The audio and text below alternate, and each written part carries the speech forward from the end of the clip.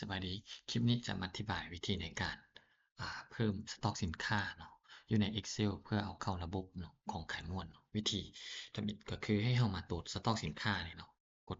คลิกเข้าตรวจสต็อกสินค้านี่แล้วมันจะขึ้นมาหน้านี้ให้เรากดเนาะนำเข้าสินค้าจาก Excel นี่เนาะตัวนี้ให้เรากดแล้วมันจะเด้งหน้านี้ขึ้นมาให้เรากดตัว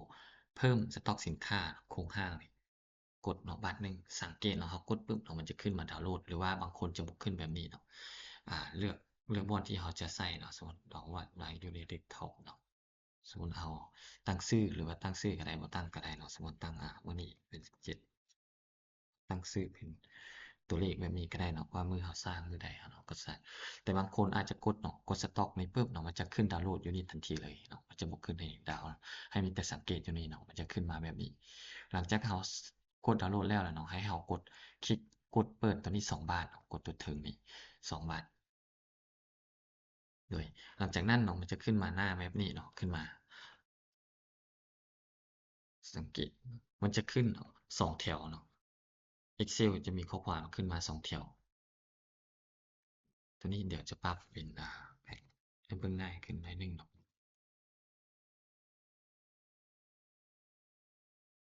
สังเกตมันจะขึ้นมา2แถวแบบนี้แถวที่1เนี่ยจะเป็นหัวข้อเนาะหัวข้อของ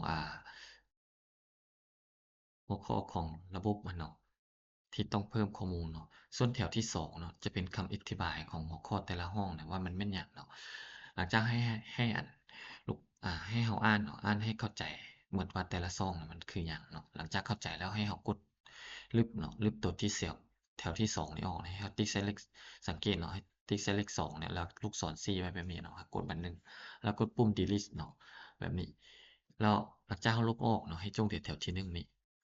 ส่วนราสินค้าตัวนี้เนาะระบบมันจะสร้างเองอัตโนมัติเนาะสร้างเองเจนเองอัตโนมัติอยู่แล้วเนาะให้ตัวนี้ให้เราข้ามไปเลยเขากรอกข้อมูลให้เรามาเริ่มกรอกแต่อยู่ตัวที่ชื่อนี่เนาะจนฮอดจำนวนนี่เนาะวิธีกรอกก็คือให้เราตั้งชื่อเนาะสมมุติเรามีเนาะเราเป็นขายเนาะสินค้าเราเนาะชื่อสินค้าของเราเป็นหยังสมมุติเราดอกไฟสินะดอกไฟอ่าสมมุติซาโวนเราตั้งเนาะเป็นดอกไฟซาโวนสิแล้วแต่เนาะเราตั้งชื่อ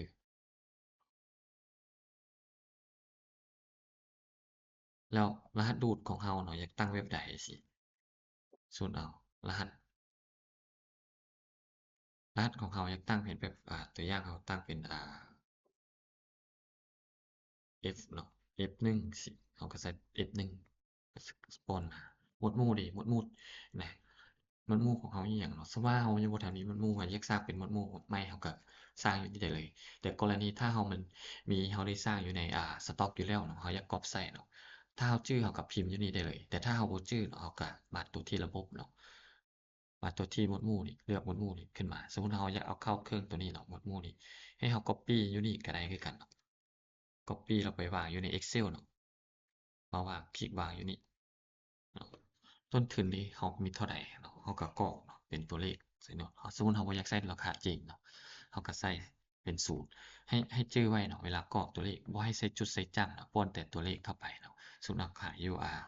35เนาะ35,000สิเราก็กรอกแต่ตัวเลข35นี่แล้วจำนวนเรามีจักดอกสินะจักอันสินะเราก็ใส่สมมุติเรามี10เราก็ใส่10สิประมาณนี้แล้วถ้าเรามีตัวเพิ่มเนาะสมมุติเป็นตัวนี้เรามีเป็น40โวลต์สินะเราอาจจะใส่เป็น40โวลต์สิเนาะรหัส F สินะสมมุติราคาคือกันหมดเนาะสินะหรือจำนวนเท่ากันสินะให้เราติ๊กใส่นี่แล้วกด Shift ไว้บัดหนึ่งหรือว่าเราทาสีแบบนี้ก็ได้เนาะกดลากทาสีหรือว่าทาสีขึ้นมาแบบนี้เนาะเราก็สามารถลากลงมาแบบนี้สิได้คือกันเนาะแล้วอาจจะราคาอาจจะต่างบ่อาจจะเป็น55เราก็ใส่แบบนี้ แต่กรณีถ้าเราเป็นสินค้าอื่นเนาะสมมุติเราอยากเพิ่มเสื้อผ้านำสมมุติมีแบบเป็นเสื้อผ้า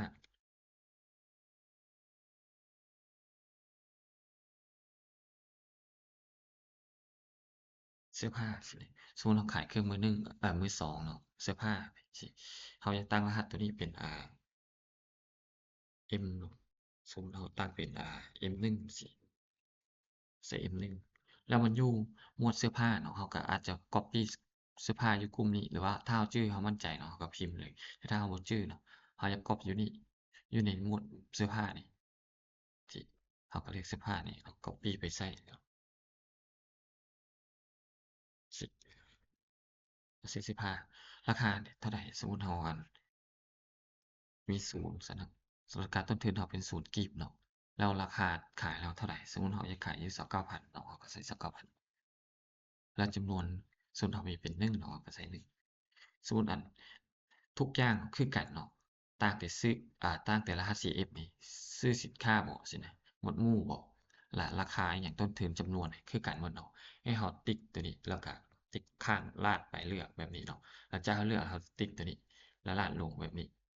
สิลากลงเนาะระบบเนาะสังเกตราคามันจะยังคือเก่าเนาะจำนวนคือเก่าจำนวนคือเก่าติดต่างแต่รหัส CF เนาะตัวนี้ให้ชื่อไว้ตัวซื้อสินค้าบ่ซี้นะซื้อสินค้าหมวดหมู่ซี้นะมัน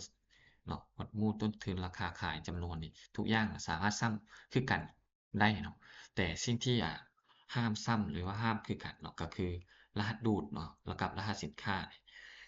หลังจากเราสร้างเพิ่มเนาะสร้างสินค้าแบบนี้แล้วเนาะหมดแล้วเราอยากเอาเข้าระบบเนาะบัดนี้ให้เรากดบันทึกเนาะหลังจากเรากดเซฟเนาะกดบันทึกแล้วเราเบิ่งว่าชื่อของเราเป็นหยังเนาะก็กดเซฟไว้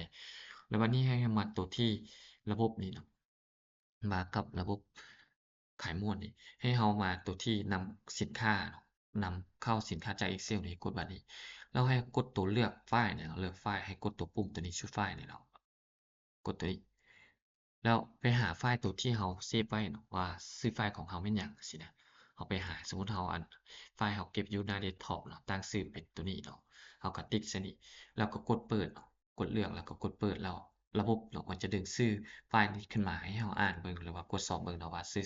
ไฟล์ที่เราดึงมาถูกต้องแล้วบ่เนาะถ้าถูกต้องให้เรากดบันทึกบัดนั้นเนาะบันทึกสังเกตเนาะมันจะดึงเข้ามารหัสแบบนี้เนาะดึงเข้ามานี่เลยสังเกตเนาะ สมมุติเรามีเครื่องไฟฟ้าเมื่อกี้เพิ่ม2รายการมันก็จะขึ้นมาแบบนี้เราอาจตัวอ่าเสื้อผ้านี่สินะมันก็จะขึ้นมาอยู่เสื้อผ้ากลุ่มของเสื้อผ้าเนี่ยสมมุติติ๊กเลือกใส่เลือกเสื้อผ้ามันก็จะมาเสื้อผ้านี่สมมุติเราบ่อยากแสดงเรื่องหมวดหมู่เราอยากเลือกทั้งหมดเลยสินะมันก็ขึ้นมานี่ตัวนี้เนาะตัวนี้จะเป็นวิธีในการเพิ่มทีละรายการอยู่ในวิธีเพิ่มรายการ